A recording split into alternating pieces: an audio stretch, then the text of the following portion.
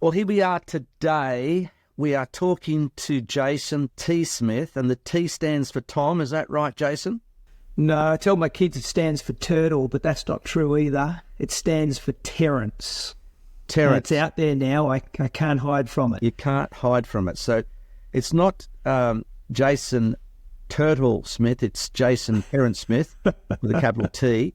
And Jason is a public speaker, a writer, a businessman, a medico, professional. I mean, he does a heck of a lot of stuff. If you go to his website at Jason T. Smith, you'll see for yourself what an amazing guy this man is. He's got a passion to help people. He's got a passion to bring people the good news of Jesus and interface that in the world we live in. Have I got it right? Oh, it's a very generous introduction, but the bit that I really like there that you capture is that our lives have to be about investing into others. So from that point of view, I think we're all on the same mission, Warwick. So you've just written a book. Let's start there. And I've written several books myself, number one, with assistance and very smart people, because I'm just not that smart to write good books. But seriously, I've written a number of books, and you always have to have a passion, because it's a massive project to write a book. Anybody listening to me today, it requires a lot of effort, a lot of thought, and a lot of planning, and a lot of, lonely hours on your own, and sacrifice to family. And this is your third book, if I got it right. Correct. Yeah. I've contributed to a fourth, but this is the third of my third book, and yep. It's very much a autobiography / memoir. Why Unlikely, and why the book? Yeah. Well, the book is it's the very personal story behind what was a very public life. So running a national brand, a physiotherapy network right across Australia and New Zealand, it seemed to me that everybody else seemed to form assumptions of what my life was about and why I did what I did. So this is the book that really gives behind the curtain a look at the faith and the family that I think really propelled the business. And I call it unlikely because I'm really an unlikely candidate for the success that we realised. I was someone who never wanted to be in business in the first place. I was a reluctant participator in my own story, Warwick. And so I'm more surprised at getting to the summit of the mountain that we climbed more than anybody else is. And the reason I put it in a book is because initially I wanted my kids to know the story. I mean, they were either not born or too young when we faced most of our hardships and setbacks. And so I wrote it for them and their children one day. And it wasn't until after it started taking form I realised there's probably a sanitized version of this that might make it suitable for the public readership. And what I find fascinating is you started off with a missionary zeal and missionary heart, and you studied to become a physiotherapist. You obviously that's quite a job in itself, as I understand it. It's 4 or 5 years at university? Yeah, it could be either, depending on the university. Yeah, it depends on the university, because my daughter-in-law has done physiotherapy, so I've got a little bit of a grip on it. It's quite an achievement. It's right up there next to being a doctor or a surgeon or anything else. And so to achieve that was a massive job. And then you obviously had to practice, for a while, and you have to go through process of accreditation, et cetera, et cetera. But then you wanted to serve God with this gift. Tell us that part of the story. Yeah, well, from the age of 10, I was convinced. My whole identity, in fact, was built on the notion that I would be a medical missionary. I wanted to work in the developing world amongst people who needed healthcare and use the practical service of medicine to actually then usher in the message of the gospel. Problem was I failed at getting into medical school, did physio instead. Then I failed at medical missionary because I couldn't find opportunities to make stick. And so then I found myself with a mortgage, newly married, in suburbia in Melbourne, having to work a full-time job, can you believe? Wondering, how am I going to revisit or reconnect with the mission I felt God had me on? And it wasn't until really a few years into business that I had the revelation from God that if I built a national business, an economic engine on a noble, ethical business model, I could help a lot more people than just Paulina and myself going overseas. And so that was the defining moment, or the switching point, where we started to really commit to the building of a brand on purpose for mission. Now, I just happen to know a little bit about, as I shared with you before, about the challenge of building a physiotherapist building. My daughter-in-law, Katie, who is an amazing young woman, highly intelligent, highly capable, she is a physiotherapist, and she managed a physiotherapist practice for a physiotherapist. And she used to tell me all the time how difficult it was to make ends meet. Now, the people here listening to this might not realise how difficult it is for a physiotherapist. Doctors can make ends meet, usually pretty easily. Surgeons, they look at the challenges, massive insurance costs, et cetera, staff, the whole deal. But for physiotherapy, if you're a one-man band, you can survive. But once you start employing staff, what was the breakthrough moment for you to build literally a empire, a business empire, franchise empire, from one of the hardest professions to build an empire out of? What was the secret? What was the key, you reckon? Well, if I cut to the bottom line, I think God had intentions far beyond my intelligence, and so really all the glory goes to him. But in terms of the format that he gave us to implement, it was recognising what you described, which is that there's really skinny margins in healthcare generally, and in physio specifically. More than 60% of our over-the-counter medical fees go to wages, and then by the time you run facilities and all of the insurance costs, there is actually single-digit percentage profits, and that's assuming everything goes well.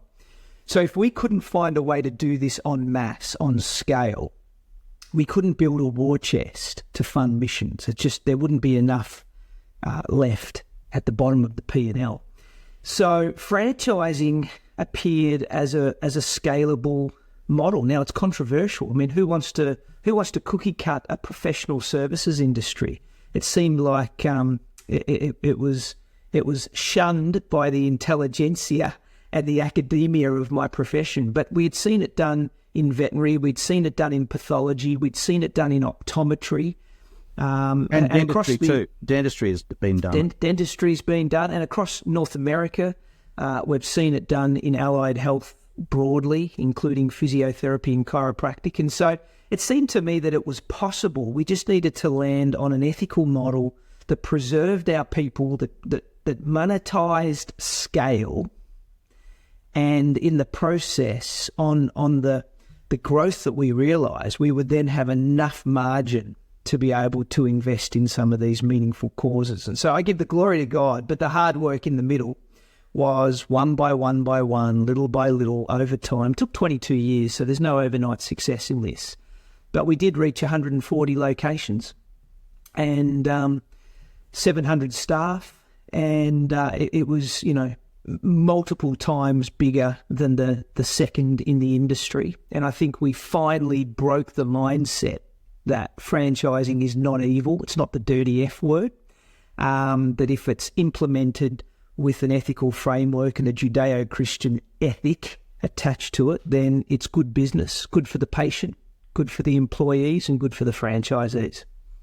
For those people who mightn't understand franchising, it actually helps if it's done, as you said, from a Judeo-Christian point of view, with a Christian ethos, which is all about win-win-win. So the patient wins, the physiotherapist win, the staff win, and obviously those who are promoting and undergirding the service in the big picture of the big franchise picture, they've got to win. So it's like it's got to be a win-win-win, but it is about keeping, I know she talked about keeping the sort of patient-centric approach. So this is actually all about serving the people you're serving, which is the patient. Do you want to tell me a bit about, because that would be a challenge in itself, wouldn't it? Yeah, well, our mission wasn't to be the biggest physio group or to be the richest brand. Our mission was to empower our patients in optimal lifelong physical health. It was that simple. Now, to do that, there's no value in just treating the pain or the symptoms that people present with. What we really need to do is get beneath the water level and understand that there's a cause behind every one of those physical symptoms. And so looking at the lifestyle factors of sleep and nutrition and exercise, hereditary things, work, sedentary activities that make up our Western world, all really are part of the jigsaw puzzle pieces that we then started to put our attention to. And so we formed a very unique approach in physiotherapy, because ordinarily we were taught 6 sessions to fix a back or to fix a neck is about what's required on average. And what we were doing is we were almost becoming like health coaches to people who wanted to live longer and live better, and not just fix the pain, but actually live as God intended, as they were designed, in an optimal form of health. And I think we called that Results for Life, and it was a tailored healthcare coaching program. And I think actually you ask about the secrets to our success. I think that was one of the critical springboards off which we redefined healthcare in our context. And it was a point of difference from all the other physios in the market, and I think was a major determinant for the explosive growth that we realised.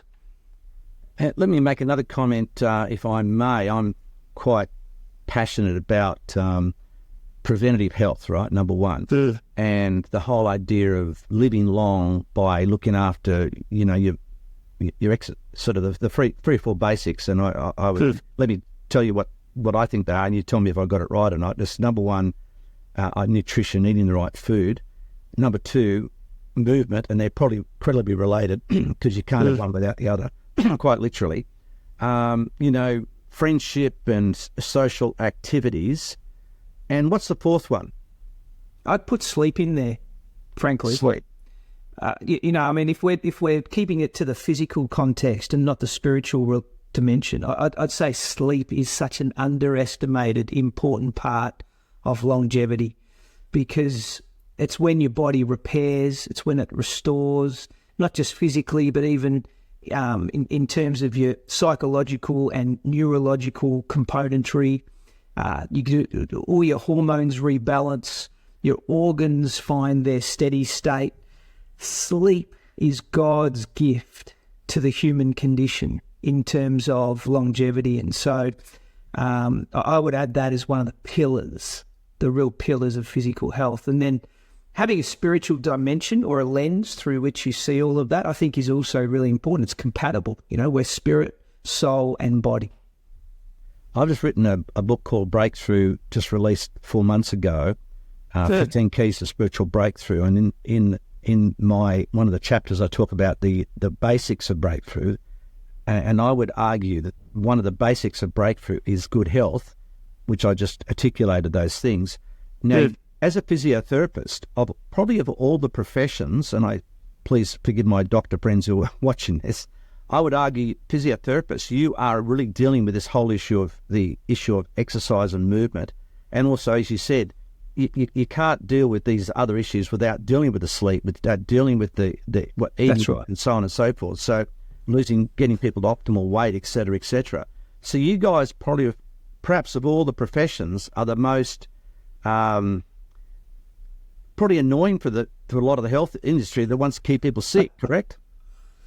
Well, it's hard to define or differentiate some of these professional contributions, but if I was talking to a 6-year-old about what a physiotherapist does, I would say it as simply as this: we are the experts of human movement. That's actually our core contribution to the healthcare profession. We are the experts in human movement. And so we don't prescribe medicines. We're very light touch in terms of interventions. It's literally helping manipulate the body and encourage people to make good decisions around their exercise and lifestyle choices, to optimize the biomechanics of how we're engineered. And I think it makes a massive difference, Warwick. Obviously, I'm a biased promoter of our cause, but I think a good physiotherapist understands how we were built. No, well, congratulations too, and congratulations on Now you took this organisation, this huge franchise group with 700 employees. How many offices and centres across Australia were there? Yeah, we had 140 locations. So 140 locations. Not only did you build that, but then you took it to the ASX and public listed, correct? Yeah, well, what happened? I mean, COVID hit, and we all got hit badly, I'm sure. Everybody has a different story, a different experience in that time. But the way I like to describe it is we might have been in the same storm, but we weren't all in the same boat. And there were winners and losers. And initially we put 250 staff on leave because we just didn't have the work to sustain them in the shutdowns, especially impacting the southern states, Melbourne, Victoria especially. Victoria's was the worst, wasn't it? Yeah, which is our home state. But within a month of those layoffs, we recruited them all back and then went to market and found another 50 people and launched 6 new practices during COVID. God's hand of blessing on us was incredible. That's absolutely staggering. It is. What you just told me. That's an absolute, yeah. How did that happen? That's almost completely, that's the Red Sea opening sort of stuff. Yeah, there's a couple of contributing forces. One, we were a legitimate reason to leave home during lockdown if people were needing urgent care, so our business didn't go to zero. Secondly, we implemented a lot of tele-rehabilitation services, which is online virtual healthcare, and that kept up our revenue. Thirdly, a lot of physio practices, small operators, you referenced one-man bands before, they imploded under the weight of the burden of all the COVID regulations, and so we were picking up their work. And then fourthly, I think, because people were working from home, mostly, they were not set up ergonomically properly at their kitchen table for 8 hours a day. They were exercising an hour a day, kind of on parole, and were unconditioned for the level of intensity that they might have just jumped into. So people were getting sore and injured by these strange conditions.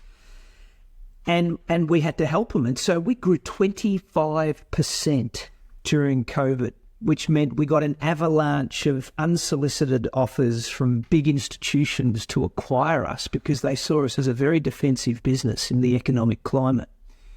And our board, who were all praying people, they weren't sure whether God's hand was in this or whether this was just a distraction. So after contemplating our options, we went to market under the cover of darkness, and PwC ran a silent auction, and we got 90 bids on our business, Warwick. You got 90 bids on your business in the middle of the COVID crisis. Yes. Yeah. Well, it was the tail end. It was the last 12 months. Yeah, it was the last 12 months of COVID. So I spent 6 months dating 20 prospective partners. We kind of whittled the 90 down to 20 pretty quickly. 3 standout opportunities emerged. And it took another 6 months to complete the deal, but it seemed like God was definitely providing a way of exit, an off-ramp for us at a premium price at the top of the cycle, protecting all of our people, giving our franchisees a disproportionate reward for their effort over the 20 years, and filling our war chest to go do more missions, which all of which I say he's a genius, because I could never have put this plan together. I sort of look back and I marvel that he can do the impossible. With my humble understanding of business, for you to do what you've just told me, look, you're a smart operator, and God's blessed you, but it's just extraordinary, miraculously sort of, to get 90 bids in a secret auction, if you like, for a business in the tail end of, a very difficult economic crisis, is just through the roof miraculous. So you must pray. It is. I've got a chapter in the book called Miracles, just towards the very end, and I almost do a laundry list of all the things that God did, because he just continued to outdo himself with his extravagant favour. And of course, we're not blessed because we sold it for a lot of money. We're blessed because of his faithfulness. We're blessed because of who he is. We're blessed because of what he did for us in sacrificing his son. I don't want to confuse the two, but certainly it was his favour. And Paulina and I feel a great responsibility that he has brought about such a extraordinary series of outcomes that we could not take any credit for ourselves, that he must have purpose in this, Warwick. He must have a reason. And our, the burden, if you like, that we carry now is to make sure that we discover that purpose. We stay faithful and obedient to what he requires of us, that we steward the resources well, because we recognise it's divine what he has achieved. It sounds like an incredibly staggering story and an incredibly staggering book, and I'm very, very keen to read it. I'll be frank, I haven't had the privilege of reading it just yet, but I'm very interested to read it because, as I said to you, I've got this sort of understanding of how difficult it is to run a business like yourself, but to then franchise it and scale it is just extraordinary. And then to do that and then have 90 people bid for it, so, that says a lot Praise about God. figures. Huge congratulations. But now you do a lot of speaking and you're no longer directly involved, correct? I'm not involved in the Back in Motion brand really anymore. I'm at an arm's length. I have an advisory role in some of the practices. I'm still a registered physio. I'm still sitting on boards of other healthcare businesses, and I've got some investment in some business enterprises. But for the most part, you can consider it early retirement. But you seem to enjoy speaking, because I notice you're doing a lot of speaking tours. Yeah. Is that sort of that's what you sort of enjoy a lot now these days, correct? Yeah, so I've probably been doing some... Yeah, I've been doing some speaking tours for probably 10 years, but it's been hard load balancing that with running the business and then during COVID when things really shut down. But now with my increased capacity, I can definitely give myself to it more often. And I'm speaking on a range of topics. Like I tend to give us some of the topics. So I found them fascinating reading them on your website, which is again jasontsmith.com.au. Jason T. Smith. You want to get this information and you want to get the book. We better talk about this book before we go to there. So jasontsmith.com.au. That's the best place to get the book. You can buy it direct at a great price. But sure enough, you can get it at Coorong and you can get it at Word bookstores, which are particularly in Melbourne. But Coorong is right across this nation. So just go to Coorong, Google Unlikely at Coorong, and you'll find where to buy Jason's great book. Now, where were we just then? Yeah, thank you. So the speaking topics, I go very deeply into leadership, personal leadership. So there's a lot of curriculum that I've invested into over the years in that regard. I tell my testimony a lot to a lot of corporate audiences. So I'm not shy to talk about the convergence of faith, family, and franchising, the 3 F words. People, because we've had a successful end to our journey. And a lot of controversy in the middle. They like the war stories, but it gives me a wonderful platform to share my faith in Jesus. And a lot of business and marketplace people are happy to hear that, even if they're unchurched themselves. And then I guess I'm talking a lot about how to grow and scale businesses. So either mentoring individuals or working with small teams, executives, and sometimes even running seminars around how to scale your brand from entrepreneurial startup, bootlegging all the way through to, or bootstrapping all the way through to scale is a pretty wild ride. So spending a lot of time helping people understand those principles. No, it's incredible. So again, if you want to book Jason to speak at your church or an event or a seminar for management, just go to jasontsmith.com.au and you can book him there. Last question. If you could tell the world one thing, what would you tell them? The whole world. The whole world. Wow. One thing. I would tell them no matter how unlikely you feel in your own story, God created you. He loves you. He has purpose for you. And he can turn every unlikely into an enormous, impactful end if you partner with him. Jason T. Smith, it's a pleasure to talk to you. God bless you and your beautiful family, Paulina too, and the Lord be with you. Thank you for the privilege of talking to you today. God bless. Thanks, Warwick.